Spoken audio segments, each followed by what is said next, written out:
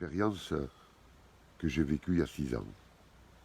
Depuis mon enfance jusqu'à 69 ans, jamais j'ai eu des problèmes de santé.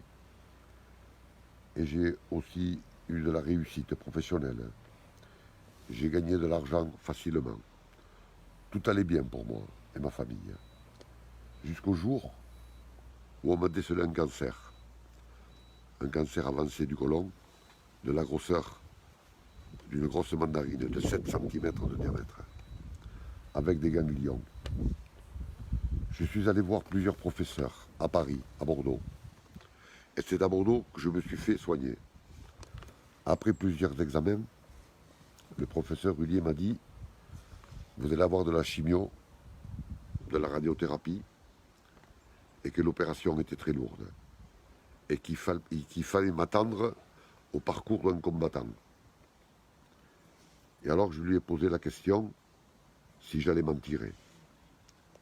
Il m'a répondu « Monsieur, vous n'avez pas la grippe. » Malgré toutes ces mauvaises nouvelles, j'étais serein et calme. Mes enfants disaient à ma compagne « Papa ne se rend pas compte de la gravité de la maladie. Il pète les plombs. » Un jour, je roulais avec l'auto de ma compagne de Pau à Dax. Et j'ai parlé à Dieu. Il y avait longtemps que je ne lui avais pas parlé. Je lui ai dit que je ne demandais pas qu'il me guérisse. Je voulais simplement qu'il fasse la route avec moi. Je savais que c'était compliqué. Un moment après avoir dit cela, j'ai pensé comment je vais savoir si Dieu fait la route avec moi. Et puis je plaisantais, je me disais, il ne va pas me téléphoner, même pas m'envoyer un texto pour me dire s'il fait la route avec moi.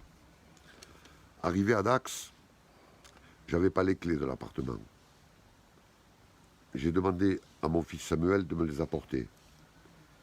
Et je me disais à moi-même, je ne saurais jamais si Dieu m'a entendu.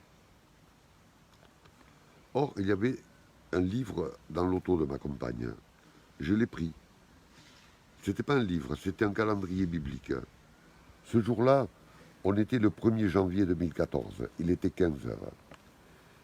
Et j'ai encore parlé avec Dieu. Je lui ai dit, je vais ouvrir ce calendrier au hasard. Et c'est le moment si tu veux me parler.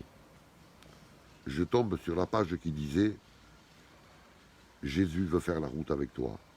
Et là, je me suis mis à pleurer et je demandais pardon. Je n'aurais jamais pensé qu'un Dieu aussi grand puisse parler à un pécheur comme moi. J'étais bouleversé et choqué. Il faut que je vous dise aussi que je n'ai jamais eu mal nulle part. J'ai fait plein d'examens qui soi-disant étaient douloureux. J'ai même refusé la morphine qui était obligatoire. Pas une seule douleur jusqu'à aujourd'hui. Si Dieu a fait tout ça pour moi, qui est un grand pécheur, il peut le faire aussi pour vous si vous criez à lui.